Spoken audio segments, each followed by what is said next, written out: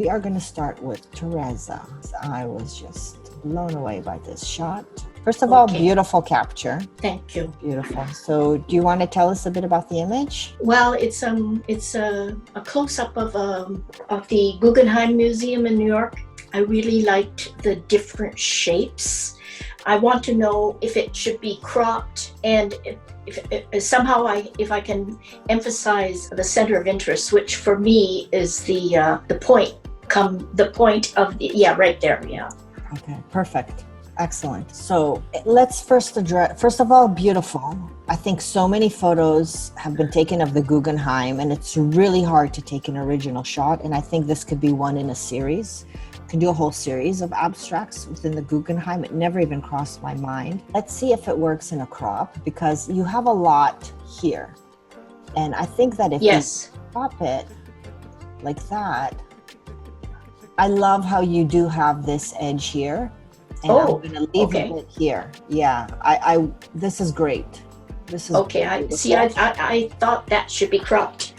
No, I think it's great. And I think that by leaving a bit on this corner down here as well, it would kind of complement.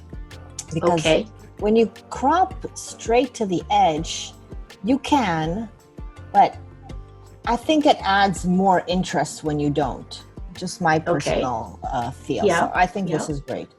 Okay, so this is a beautiful crop. We are leaning a bit towards the bottom right here. So we're going to have to bring interest a bit to draw it up a bit, or maybe not crop as much in the bottom so that it won't weigh so heavily down at the bottom here. Okay. I really like this. So we'll figure something out with tones here in a minute. But you asked about how to bring interest to this corner. So the eye always goes to the brighter parts of your image. Yes. Okay, so what I'm going to do is I'm going to select this area with the pen tool. Now, the pen tool is your best friend when it comes to architectural photography. It's funny because I teach the pen tool in my intermediate workshops, and there's 3 spaces left if anybody wants. I opened another one. So I'm just going to create an outline. Thersa, do you work with Photoshop? I do. I'm selecting this area, and I don't have to make a perfect selection because I can fix it afterwards. So I selected this area, and I'm going to save it as a path, because if you don't save it, then you're going to lose it. Okay, so now it's saved. It's not called work path. There's a name for it. It's here. And it's there. If I want to unhighlight it, I just click elsewhere. Okay. So now we're going to have to play with tones and light. Right. Now, I'm assuming this isn't even converted to black and white. It's the original tones, right? Because the building itself is white. I beg your pardon? No, it is not. Yeah, that's what I figured. Okay, that's great. Now, there is a bit of yellow. Whenever you have white concrete, you're going to have some yellowish from the aging of the building. And I just want to show you the difference if we were to add a black and white. Okay, so let's see, maybe. Now, there's no use in keeping it in the original color because there's no color there. But I'm just I'm just looking to see if there's any kind of color filter that will bring out more contrast. So, and then you could just kind of adjust it manually. Okay, not bad. And then you can see the difference, the yellowish tone that we're getting here. Yes. Mm-hmm. Okay, so the black and white, it doesn't do much, but it gets rid of that yellowness.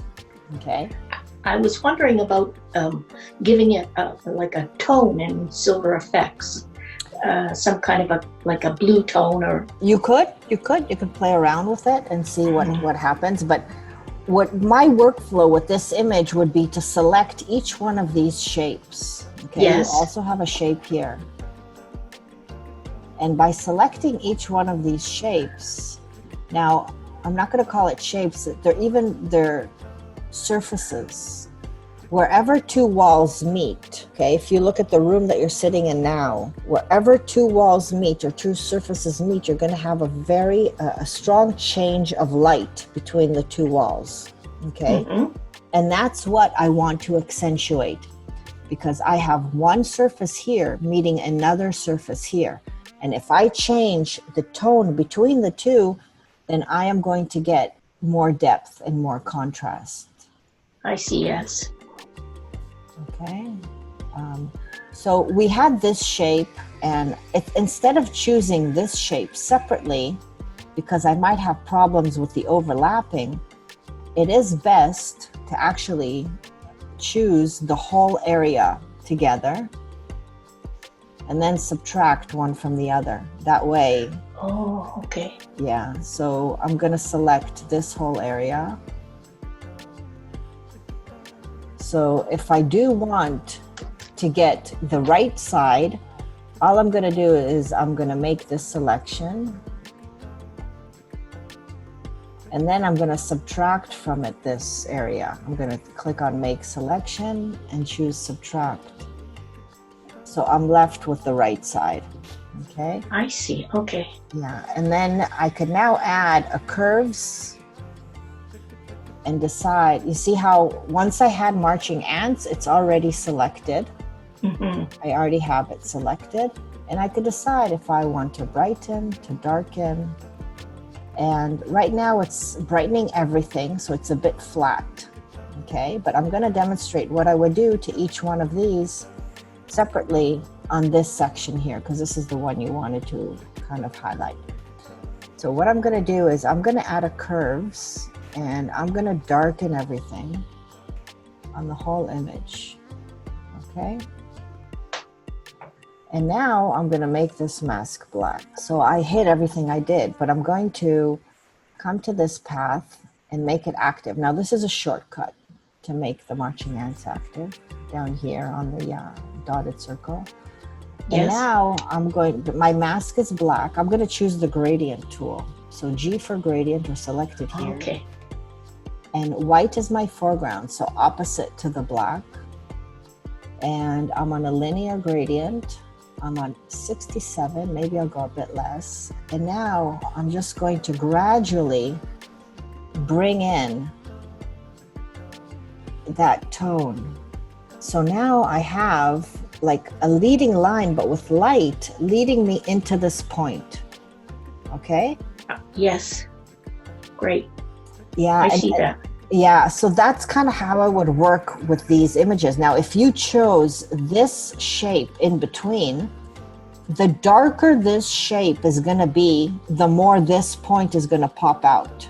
Right. Okay? Right, yeah. So if you darken this point out, then you'll get very nice tones. Now, what you can also do is just add, like on this shape here, I'll just show you, gradients are just beautiful.